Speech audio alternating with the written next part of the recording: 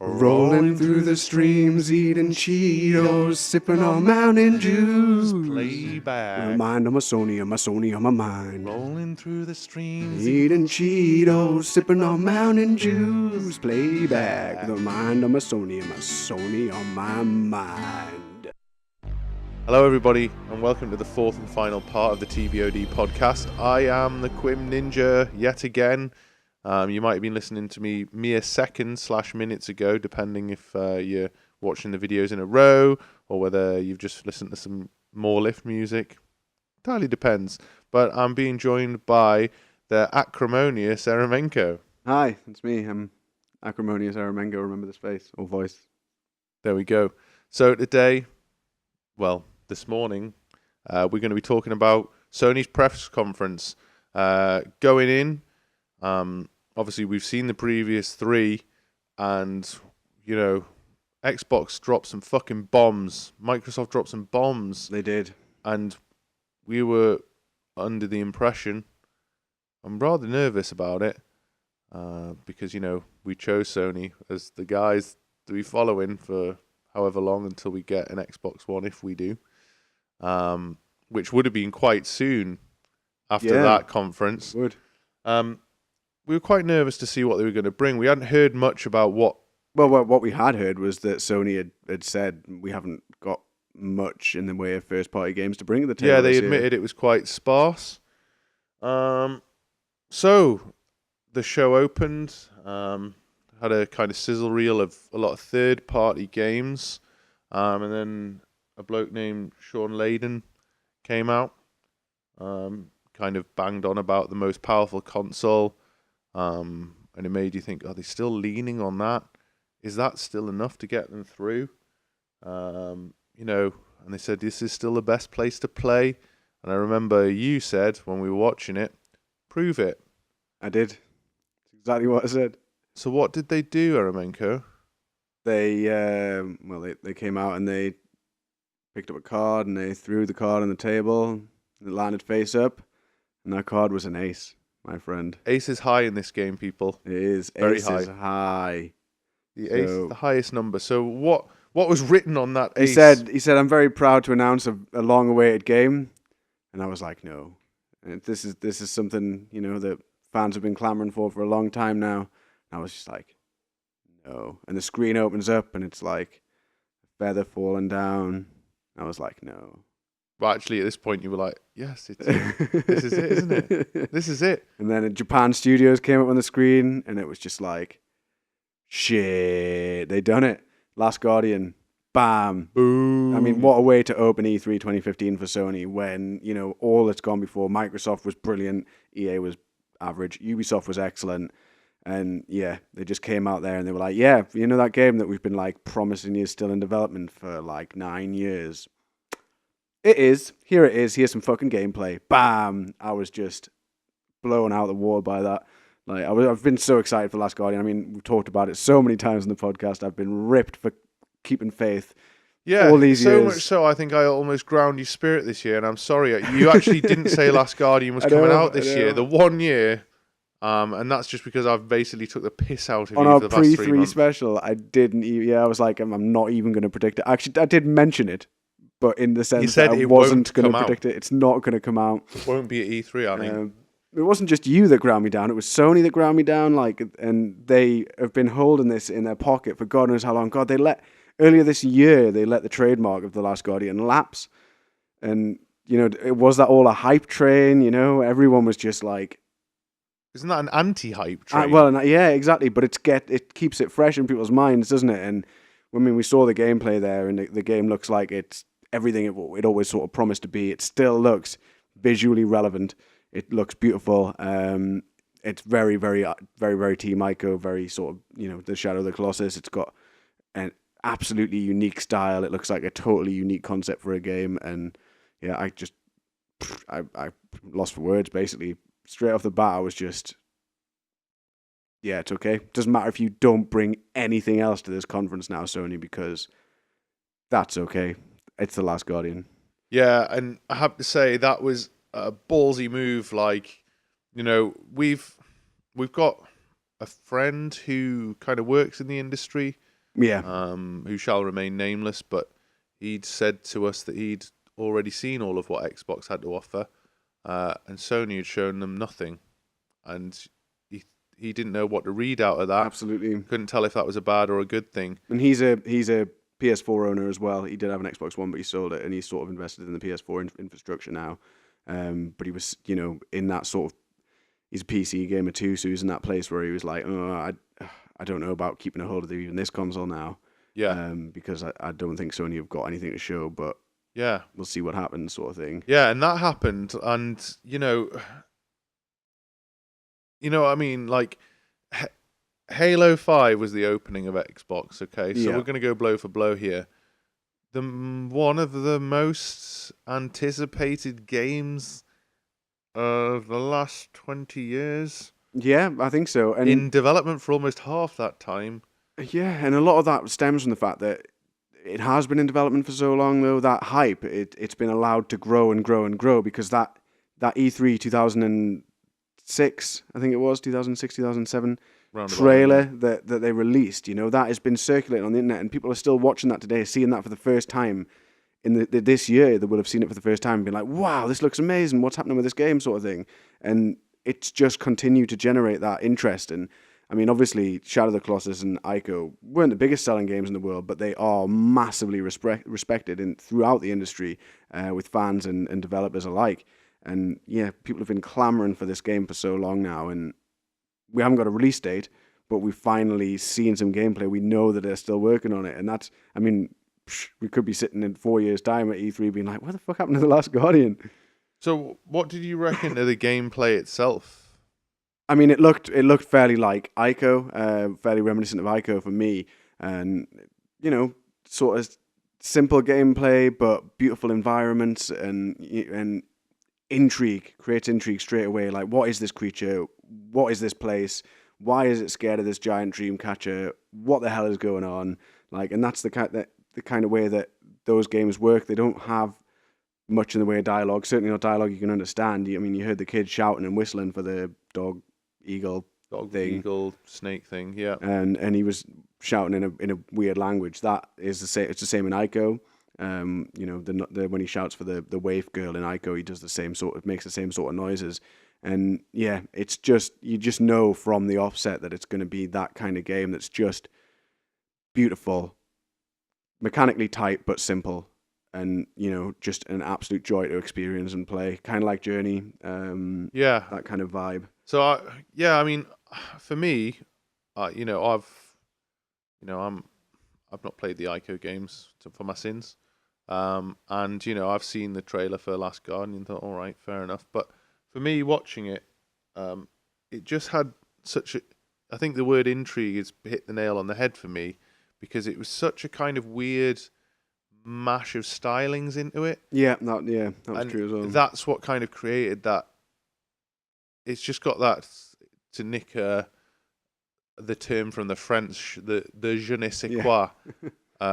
You don't know quite what it is, but when I was watching it, I was just like, the little kid is literally taken straight out of like an anime, like a Ghibli anime. Yeah.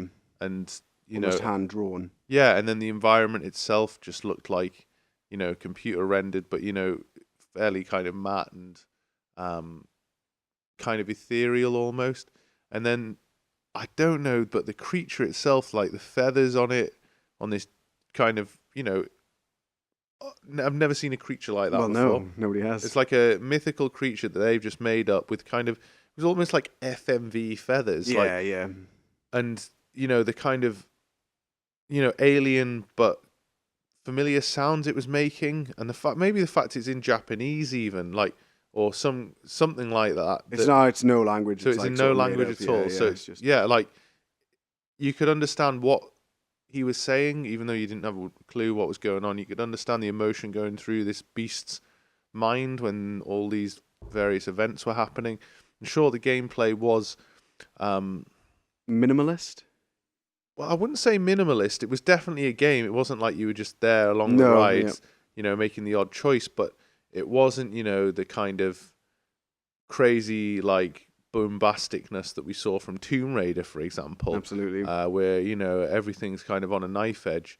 Although similar in some respects. Similar, yeah, but, you know, you could see that it was certainly, for want of a better word, a step behind that. And I don't mean necessarily in the kind of complexity of it, although it could be seen as that. I mean it more as like, you know, this is the kind of breakneck kind of excitement that you get from the Tomb Raiders and the Uncharted's. And this is just a kind of like, it's just a step back from it. It's a bit hard to describe. And I think the whole game is a bit hard to describe. And I think that's probably what captured so many people's imagination. And that's why it's such a kind of vaunted, hyped up experience that people want.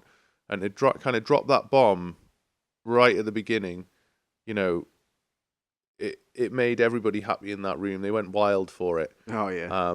And you could see when Shuhei came out, he was absolutely buzzing. He was ecstatic about that.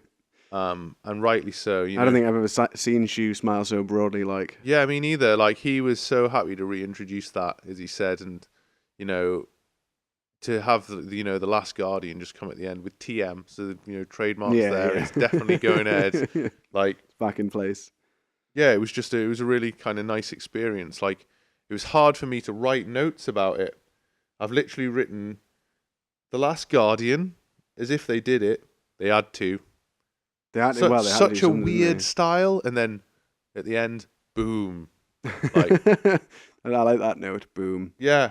I thought, you know, the Shu was really excited. One of the cameramen was so excited that he forgot to keep hold of the camera for a minute. He did. And it kind of went all a bit wobbly. But I think that kind of just sums up how that game is. Like, you know, graphically it isn't the most impressive. It's just a bit captivating, really. Yeah, absolutely. I think we can move on. Yeah, definitely. Okay, so something else that kind of kept us captivated, Gorilla, famous for Killzone. I mean, we were on a high. Well, I personally was on a high from The Last Guardian. I really enjoyed that, yeah. For them to come out with, it was called Horizon Zero Dawn. Do you want to kind of give us your take of what we were Yeah, sure. I mean, there? obviously the Gorilla logo flashes up and we're like, oh, well, developers of Killzone, new IP. They said straight away it was a new IP and we were like, okay, well, what we're going to see? And it was like sort of caveman-y. And we were like, okay, this is different. Like, we associate that logo with Killzone, but yeah, fair enough. Let's see what's going on. And, you know, drawings on the wall and like lighting and stuff. And fucking gorgeous. Like, yeah, absolutely beautifully rendered. And we were like, right, what's going on here then? And then it sort of went through a few more bits, and then you saw like they were talking about those that had come before, and we suddenly saw a cityscape, didn't we? Like a modern city. Yeah.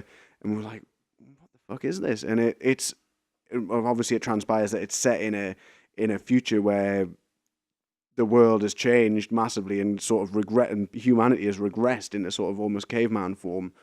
To me, in some respects. Yeah. To me, it was so what I took away from that was, you know, we saw these caveman paintings and then we were told it was the past when it looked like the future. And to me, from, you know, looking at how the gameplay then went, which I'll let you go through in a second, but that we'd got to such a point with technology, we'd got to kind of a zenith where we'd created artificial intelligence, and naturally, as happens when we create artificial intelligence in any kind of story, the downfall of man occurs, and suddenly we've become nomads, we've lost our technological capabilities to the extent we had it, and suddenly there's AIs roaming the earth in dinosaur form. So, I mean, give us your note. You wrote something quite interesting down about it, didn't you? The description of the game itself. Yeah, so I wrote it's Megazords versus the Crudes. Essentially, is what it is. Mecha Chocobos. There were some Mecha Chocobos. There's a Ragisaurus in there. But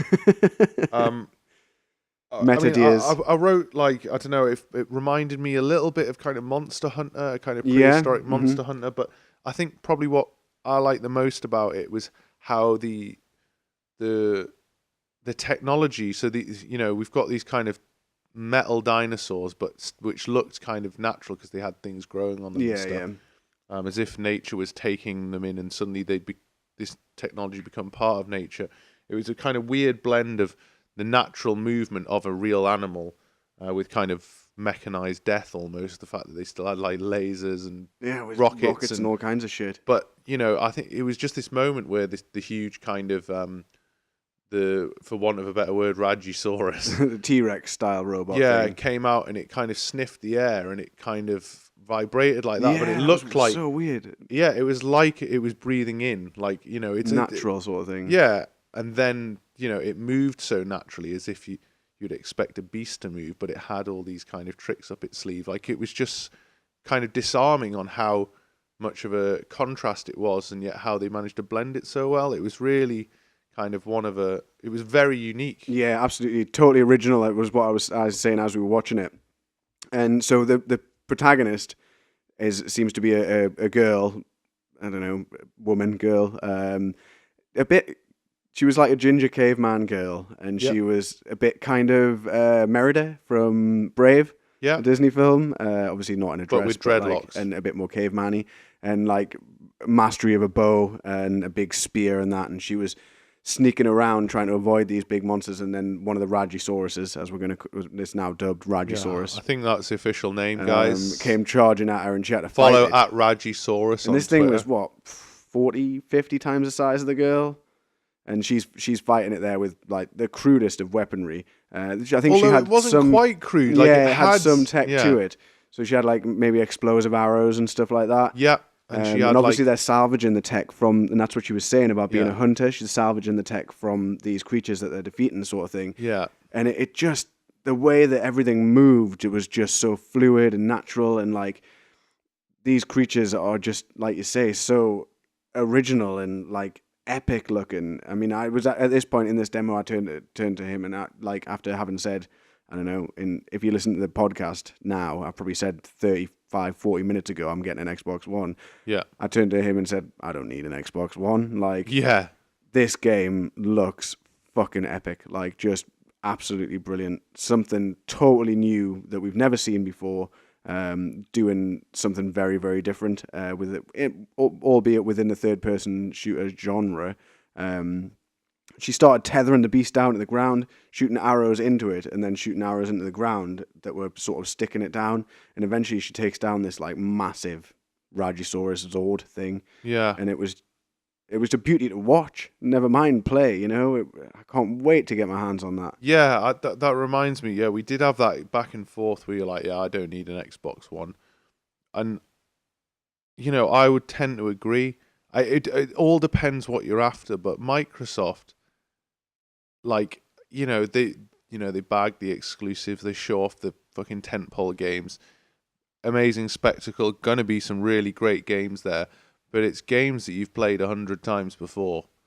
It's games you've played 100 times before. Or in a style of a game that you've played 100 times before. Yeah. And, refine, innovate within that space. But, it's little incremental innovations on top of one another is what the games that Microsoft presented. The theme, just the same as the theme of Ubisoft was teamwork going throughout theirs. And Microsoft's was all about showing that they've got exclusive, like, great games that, people will know and people will automatically identify and love. You'll see when we're going through these games for Sony, it was all about bringing something totally different to the table. For the most part, it was about originality and bringing a totally different play experience. Something absolutely new that you have not experienced before. So they might not have the big kind of exclusive titles, but they bring the most kind of, I think the word captivating sums up all of these. They bring those out, Of course, they did have, they did have their fair share of kind of AAAs, stereotypical AAAs you would expect to see on a console as well. One of which being Square with IO Interactive releasing a trailer for the latest Hitman game. But again, CG trailer, but it looked the tits. Exclusive beta when you pre-order. I mean, I'm not really into the Hitman series. I haven't actually played a single Hitman game. I played a bit of the last one. Can't even remember its name. But Absolution, yeah. But the trailer looked great. Like, it looked really cool. It's probably about all I can really say about it. Yeah, but you can't get too much from that. It was a CG trailer at the end of the day. Nothing to get too hyped about it, but It was really nice. well put together. Yeah, it was. It was well presented. And the Hitman games are good fun. I remember playing the first one back on PC back in the day. I'm watching you. Well, so are you, obviously. I was watching me too.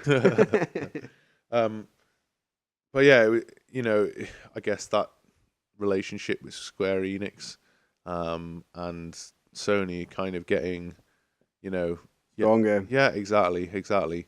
Once more. So it's good to see. And then the best name at E3 award goes to Assad Kizilbash, man. What a legend that guy is. So he shows up on He stage. proceeded to present most of the rest of the show, actually, didn't he? He did, and he did a good job, I thought.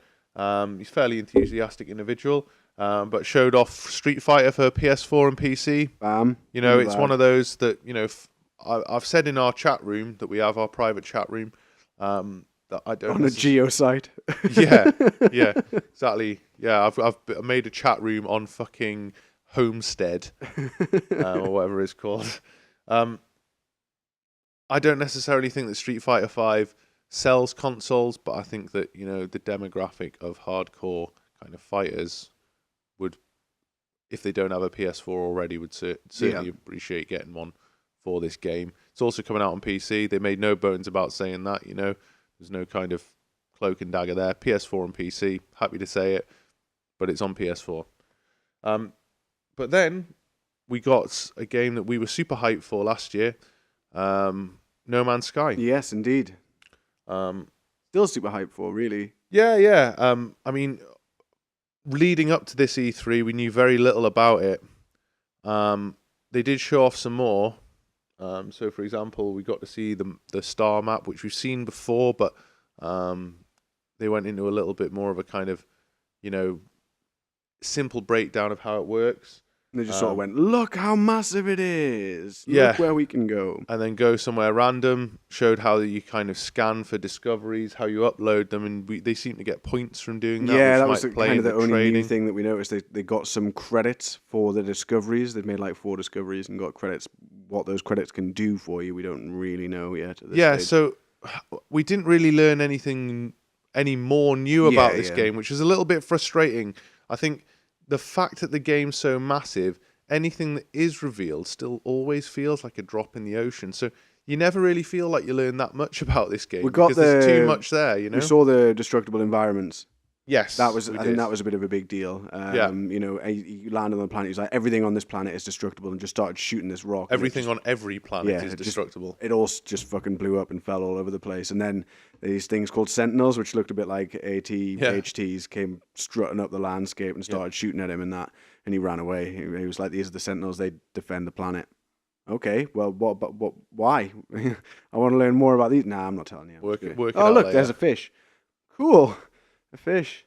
Nice one. Yeah, like it was presented in that kind of, I guess, endearing quality that Sean Murray has. Hello Games. Yeah, but I was interested to see it. I'm always interested to get more details about that game because I really do want to play it and just actually work out what's what with it. I almost hope that going forward we don't see much more of this game before it comes out, because every time they bring something, we don't feel like they ever show much because, as I said before, the game's so massive, it doesn't feel like they're ever making a dent. I just want to play it and work it out for myself, We talked about this in the pre-3 show, but I want to know what mechanics about it make it a game. Like obviously you can play. It says there's trading and space battles and whatever else. Yeah, and that's the big thing. I want to know exactly how. Not exactly how, but I want to know that there's some way to progress in the game. I want to know that I can get a better ship. I can get new rockets, new thrusters. He mentioned that his warp drive could only take him so far. The one that he had fixed to that ship. So obviously there's something there, some way of upgrading that.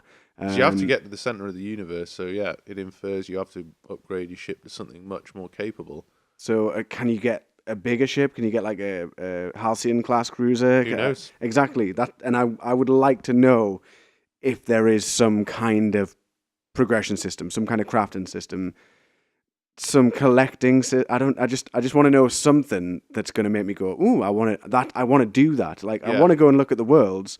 That's cool, but I also want to be able to have a goal. You know, why am I doing this? Why am I this explorer? What compels me to go to these worlds, basically? Yeah. Other than the fact that I want to explore and look at shit. Yeah, I would agree with you, to be fair. Like, you're right. It is an incredibly large game, but it just feels so sparse with activity. Yeah. Although, this thing's bustling over planets and crazy animals procedurally generated and, things just appearing before your eyes that were never there before. Yeah, we saw all kinds of icons.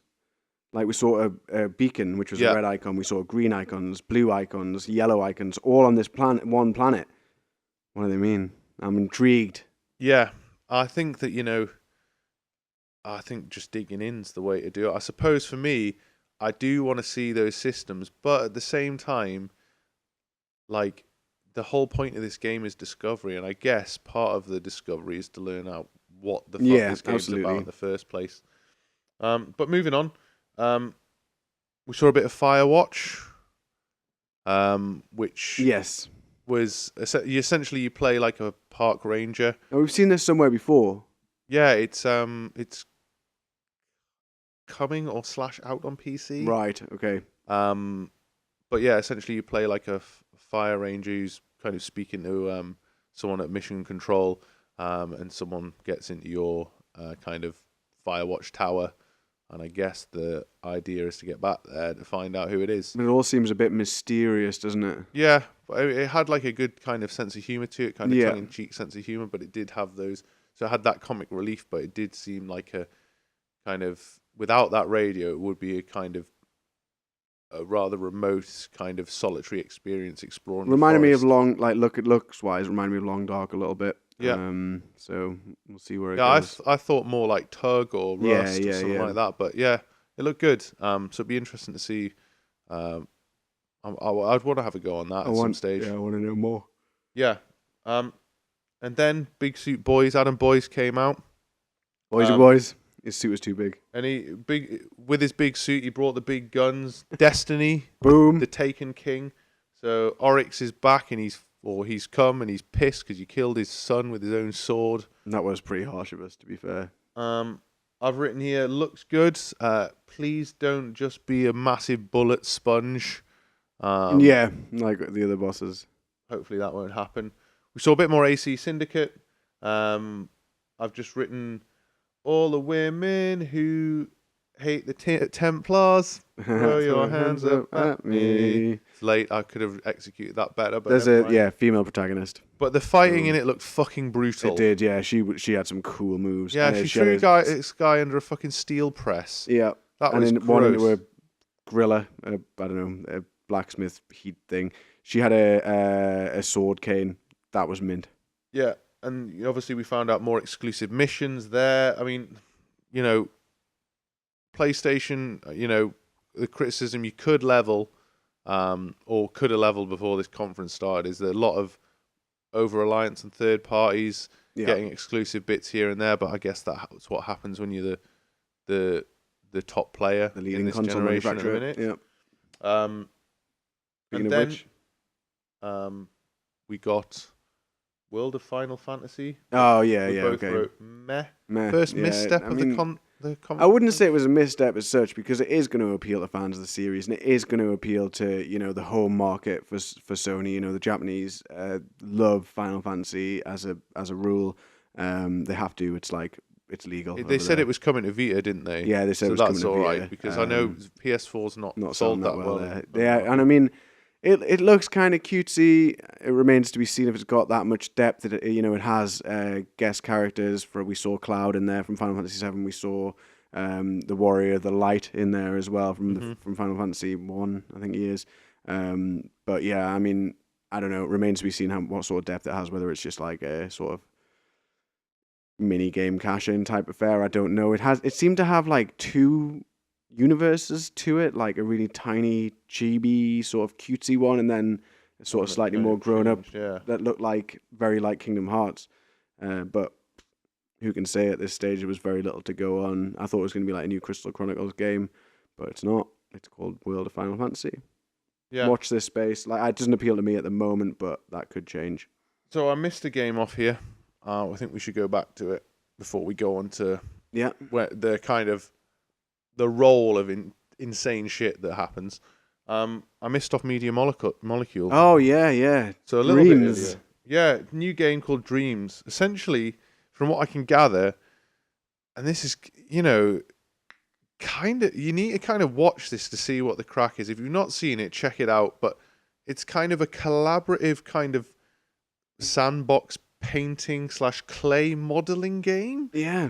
Flash animation. Yeah. So yeah, exactly. So it had kind of performance capture through puppeteering, and you basically could make what was called a dream. You could take other people's dreams and stitch them into yours and modify them and mold them how you'd rather have them. And it was trippy as balls. Yeah, it really was. Like, but in an excellent way. Yeah, those guys are just on another level when it comes to just coming up with unique ways of using the hardware they're given. Yeah, absolutely. And again, the word intrigue comes to mind. So it looked like they were sculpting things by moving the DualShock 4 around. Yep. And creating whatever you want, basically, in the environment. And obviously, it seemed really kind of naff, the idea initially when he first started drawing that little kind of guy sat on the chair. You're just like, that looks a bit shit. But then all of a sudden, he's made like a person. It came to life, and he got this head from someone else's creation, put that on, edited it a bit, gave it some hair and that. And you were just sitting there watching it, and you were just like, what the fuck is even going on? Yeah. Like, it's so weird, but I'm interested. Like, yeah, it left me a bit dazed, to be honest. I don't know whether it was the time or a bit of both. Like, it just, I just thought that was like, another extremely original idea.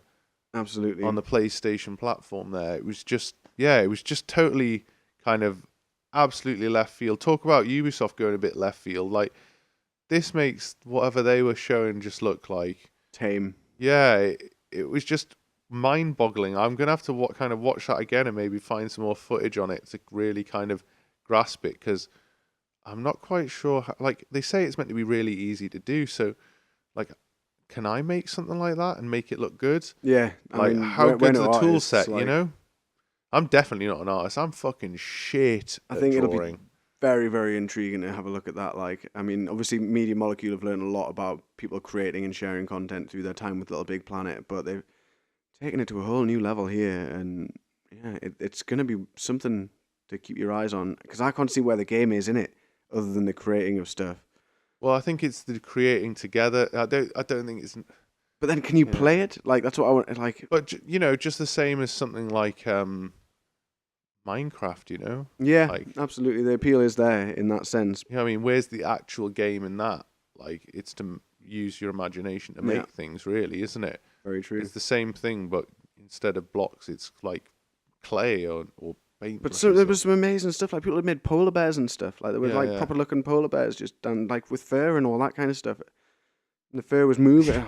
If you're just tuning into this, I don't know why you've scrobbled all the way into the last fucking 20 minutes of the podcast, but it sounds like we're on acid. But really, this is a real game. Go watching check it out. I felt like I was on acid a little bit. Yeah, me too. So anyway, moving on. Devolver Digital. No, we're not for Devolver Digital. I'm skipping your favourite. No, second favourite. Third favourite? Don't know. Final Fantasy VII. After the misstep, or the kind of slight squib that was World of Final Fantasy, what a good recovery, yeah? Yeah, fumbled, absolutely. Caught it, home run. Yeah, wasn't much to see. Looked like Advent Children level graphics. Final Fantasy VII Remake. Bam. Bam, bam, bam. Early exclusive to PS4. It's not. It's like a timed exclusive, basically. Yeah, but hey, fuck it. Final Fantasy VII revealed there. Awesome. Fuck your remasters. Sony, because they're the biggest perpetrators. But there you go. Yeah, but this is a whole new beast. This is like a 20-year-old game that they're remastering. For its 20th anniversary. something that people have been crying out to be reminded. And it's not just a reskin. This is a whole new version of it built from the ground up, and it's gonna look fucking stunning. You know what they're like, those guys at Square Enix. How do they get those graphics? Fuck knows. They must have made a deal with the devil. Like, They've got some magic arseholes to pull that out they of. really do. Devolver Digital rocked up a few indies console debuts from Ronin, Eater, and Mother Russia Bleeds, and one other that I didn't get the name of, but all looked super fun. Mother Russia Bleeds looked fucking gory. It put Hotline Miami to shame. And then the one you were waiting for, Yeah. and have done for like 50 years. What the fuck? Like, so, I mean, if you listen to the show on a regular basis, you'll know that there are two games that I bang on about all the fucking time. One of them was The Last Guardian. I'm getting that. That's I'm happy. coming. That's coming. Like, yeah, so 50% ain't bad, right? That's amazing. That's amazing. So then they were like, "Oh yeah, we just want to announce we've been so pleased with the sort of Kickstarter funding and stuff that's been going on, and some of the games getting to PS4 that have been Kickstarter funded, and we just wanted to take a moment out to announce a new game that's going to be going on to Kickstarter that we want you to support. that Everybody. we'd love you to support, because it's made by a very special guy." And then they showed a little trailer. Shenmue motherfucking 3, like, damn. Yu Suzuki comes out on the stage. He's like, "Look, I've always wanted to make this game. Like, I've wanted to make this game for so long. There's so much fan support. People are always asking me, when's this game going to happen? Well, here you go. Here's your chance to make it happen. Get on a fucking Kickstarter. Back this game. You're onto a winner. Like, this game's going to be, I reckon, by the end of play today, this game's going to have made its goal and its stretch goals and all of it. I reckon once we finish this podcast, Yeah, probably. because that's serious to put that up on E3, and publicly say back this. Yeah. It's going to happen. Just for those who are the uninitiated, not me, because I'm totally initiated. What makes Shenmue 3 so special? Well, As brief as you can, but Shenmue 1 and 2, really. Right. Like, okay, Moving so on. I'd never ever heard of Shenmue. I mean, we've talked about this in the cast before. I'd never heard of Shenmue, and I found I was at Sparker Attackers one day, and I was like, "Oh, he had a Dreamcast." I was like, "What the fuck is this game? Stick it on."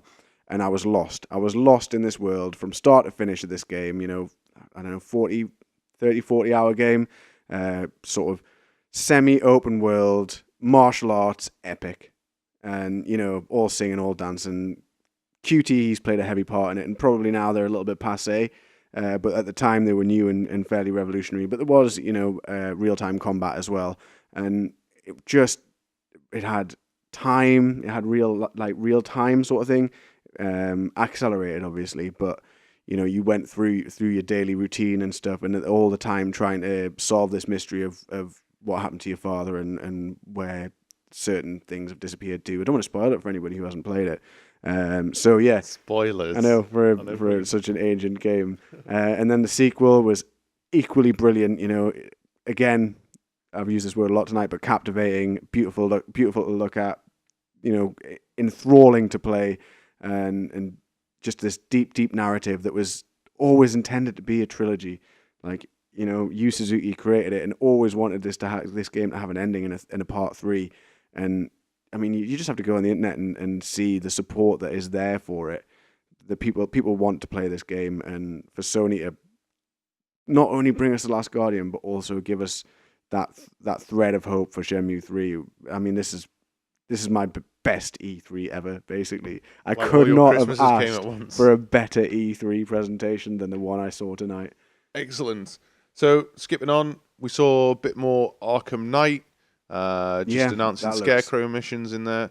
I haven't been Arkham Knight. I haven't been that interested in, but watching that trailer, my curiosity has been massively piqued. Yeah, to be honest, I've just been avoiding communications about it for about 3-4 weeks now. So that's the first thing I've seen in a while on it, and I've already got the game ordered. I don't have it on PS4. Those missions did look good. I'm sure I'll get them eventually. Yeah. They're probably a timed exclusive thing, aren't they? But yeah, and then after the Arkham Knight, we were shown a bit of Morpheus. So they showed Eve Valkyrie. And then this is where it got a little bit interesting. I'm not sure how this is going to work, but they were on about how, Morpheus is very much, so far they've shown a lot of kind of solo adventures and things like that. And then they said, but we've also been working on stuff for cooperative play and couch co-op. So I was thinking, can they get more than one Morpheus to run on one PS4? Yeah, that seems ridiculous to me. I don't know if that's possible. I would like some kind of computer boffin who's listening right now to just confirm whether that can even work. Yeah, it's a strange one, isn't it? I mean, obviously the games that we've seen running on Morpheus so far don't look that technically demanding. Yeah. But can the PS4 put that out? Like because he did say, imagine sitting with your buddies, 4 players on the couch with your Morpheuses on, DualShock 4s in hand, playing a game together. And that to me implies that we're just using one PS4. We don't have 4 PS4s in the living room, do we? You know what I mean? Yeah. So, but how is that doing that? Where's the processing power coming from? All the PS4? God, what type of game is this? I don't understand how that works. What hardware's in the Morpheus? We don't know, do we? Well, it's meant to be a really light thing, so I think the processing's all done on PS4. So I don't. Yeah, I need to find out more info. So hopefully later in the week we'll see something more about that. Well, yeah, because they had it on the show floor, 4-player Morpheus game. So we'll find out tomorrow, I would imagine, what people's impressions of it were, how many PS4s were there, that kind of thing. Yeah. Then we saw some TV shite, as I've put here. Yeah, doesn't apply to the UK. If you're in the US, soz, but I'm not going to go over this because no one gives a fuck. And then I'm just going to say fucking called it. You did. Indeed, you did. So I actually got one of my E3 predictions right. Power play, motherfuckers. Now, for me personally, I don't play these games. I haven't done for a while. I have done in the past, but not recently. But regardless, when you look at the gaming industry and a shift in the kind of gaming landscape, and something that dominates the gaming landscape, you think of Call of Duty. Total power play. New home of Call of Duty is the PlayStation, not Xbox. Bam. Synonymous with Xbox. This, like, when I saw the Xbox conference, I was like, fuck. And before I'd seen the Sony conference, I was like, shit. Sony's going to struggle this Christmas with this kind of stuff. Yeah. But, Call of Duty was notably absent from their conference. Call of Duty, so first for all the DLC will come. This is going to sell fucking loads of PS4s at Christmas. Without a doubt. Absolutely boatloads. Like, I can predict no slow in the sales of PS4. No, I think it's just, it's going to boost it. It's going to... Certainly, like... I mean, it was going to sell... It was going to ship units based on the strength of the conference up to this point. Yeah. But then, bam, Call of Duty, biggest selling game franchise going at the minute. Yeah. Yeah, that's a coup. It's Dusted. a massive coup. Dusted it. But it like you said on the pre-3 special, it makes sense for Activision economically. The biggest selling console is where they can get their biggest fan base and shift the most units.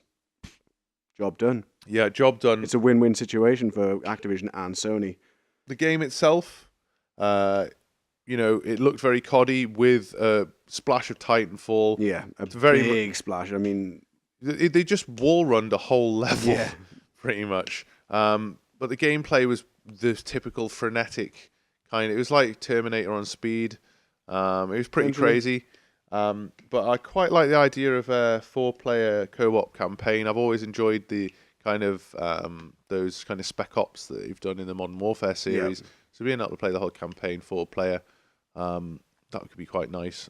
I don't think I'll do it, but regardless, great move from Sony with that. And then we heard the Star Wars music, and I was like, oh, fucking hell, here comes Battlefront. And then I was like, oh, wait, no, it's Disney Infinity. Boom. So we'll just skip past that. And then the music kicked in again. This time it was Battlefront. It was. Split screen co-op, as well as showing off like the offline play, which we hadn't seen before. Looked a bit prettier than multiplayer. It did, yeah. I would say substantially prettier than the multiplayer. Loads more particle effects going on, much shinier textures, class 4 animations. Yeah, exactly. See previous parts to see our demos of those. But yeah, so Battlefront in bed as well there. Great stuff. Now, at this point we're like, right, well, this is the end. It's got to be the end because it was wrapping up time, and you turn to me and you're just like, "Where's Uncharted?" And I turned to you and I went, "Did they actually need to show Uncharted?" And I came up with a fairly good analogy here that You didn't say it to me, and I'm desperate to hear what he's going to say. I've been waiting for like an hour and a half to hear this. Yeah, so essentially,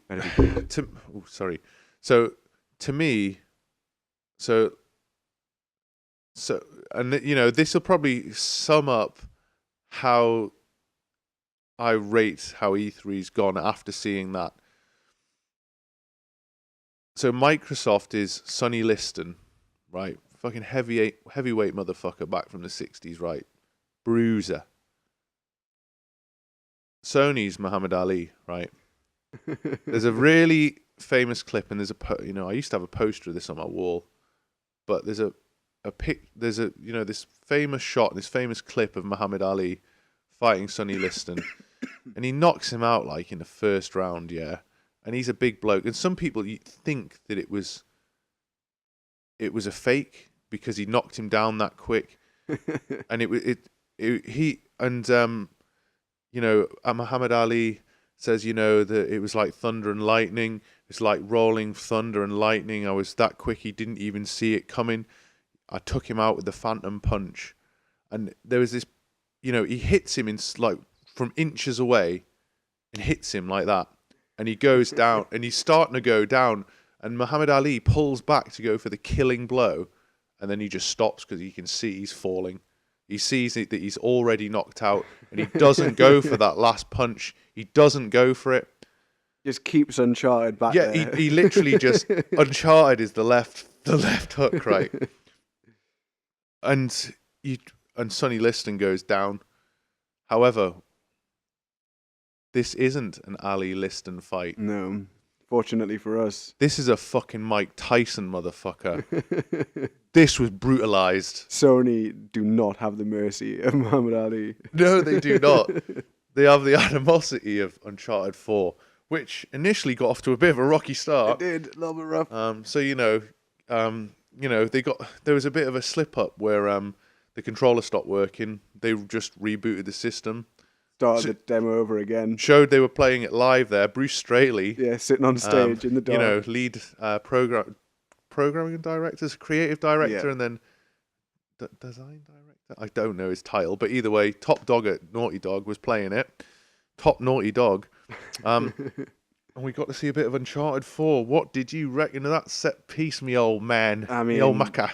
Well, it wasn't just a set piece, was it? There was proper gameplay in there.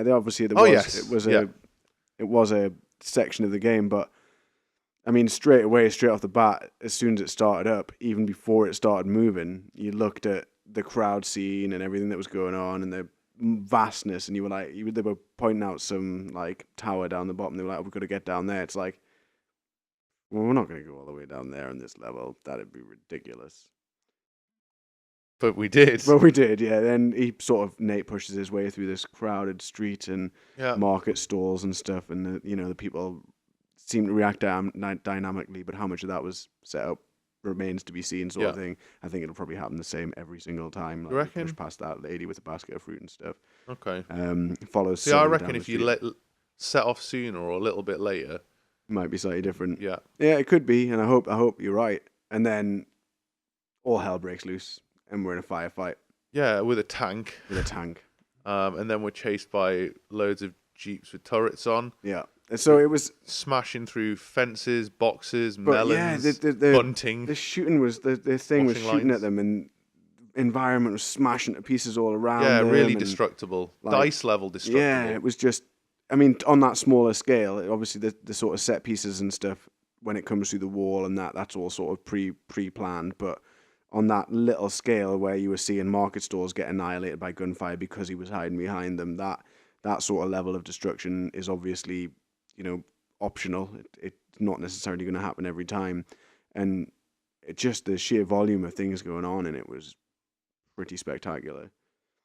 Yeah. The one other comment I've put here is Quip level 9,000. Yeah. I mean, that's what it's all about, really. He's getting shot up, right? And he's bashing these guys' faces in, and barely escaping by the skin of his teeth. But he's Nathan Drake, so he'll be all right. And just blasting out these one-liners the whole time with Constantly. Sully, like it's just a kind of the next level you expect from Nolan North. Yeah, it was just great. It was a great Epic end. bants. Then what was a vehicle chase, wasn't it? So a Jeep careening down these tiny streets and stuff with Nate and Sully, and through all of these, like smashing through carts and stores and jumping over craziness, yeah, driving across roofs, and then eventually kind of hooking on like a crane that's on the back of a truck, and then flying along the edge of a bridge, and then he's about to smash into something, and then it cuts. Classic Nate Drake level shenanigans, I think is what I said. Yeah, there we go. So, I mean, yeah, I think let's wrap it then. Yeah. So we're going to rate this. Obviously, we've gone a bit off the scale and added things on. Feel free to add things on. I think I have to add something on. Sure. To be fair. So we got crushed it, fucked it. We got EA'd it at the bottom. Yeah. We got smashed it just above crushed Yeah. it. Where are you putting this? I'm going to say that Sony, for my money, this conference, obliterated it. Obliterated it. Yeah. I'd go as far as to say Sony'd it. Sony'd it. Nice. I like Purely it. because they just do things differently, don't they, really? They do. They're on another playing field. Yeah, they're unpredictable. Quite literally, we couldn't have seen half of that stuff coming. Nah, no way. We could have wished for some of that stuff to come. Apparently, your wishes came true. They did. Fucking All hell. of them. All of them. I want that lamp when you're done with it, because it obviously works. Rubbing it nightly. Yeah, The lamp. yeah. So we're gonna go off and rub it. I hope you enjoyed our breakdown of the E3 conferences, everybody. We shall be back soon with a Hunt the Truth special. Don't know when we're going to do that. Soon, though. We need to do it soon. That was supposed to be the 100 Truth music. It was good, yeah. Thanks. Very, very suitable for a Sony-centric part of this podcast. But yes, thank you very much for tuning in. Let us know what you think about E3. Which was your favourite conference? Favourite game from what you've seen so far? Give us the reasons why. Sound off.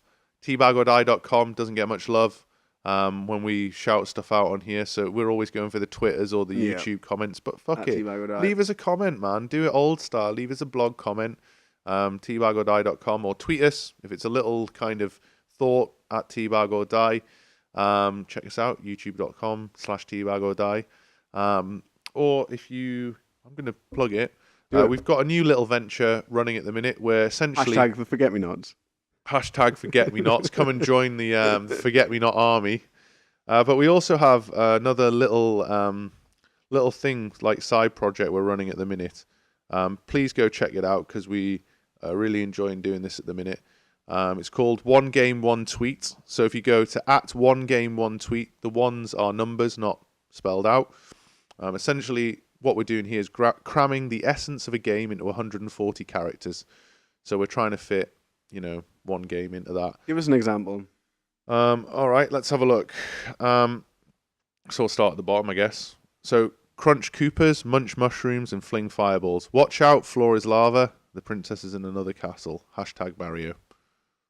So that's the kind of thing you can hear. Read a couple more out to you. Your plane crashes in a forest and your kid is snatched. By day you are Bear Grylls. By night you shit yourself. Hashtag the forest. Shout out Skunky. Also, you are on an epic quest to defeat a Dragon King, but you have time to pick flowers and put buckets on shopkeepers' heads, right? Hashtag Skyrim. So that's the type of thing we're trying to do. Suggest some games to us and we'll see if we can fit them in a tweet. But as I say, just hit us up, let us know what you think, and thank you very much for partaking in this wee strong brew that is the TBoD podcast. Been an honour. Ta-ta.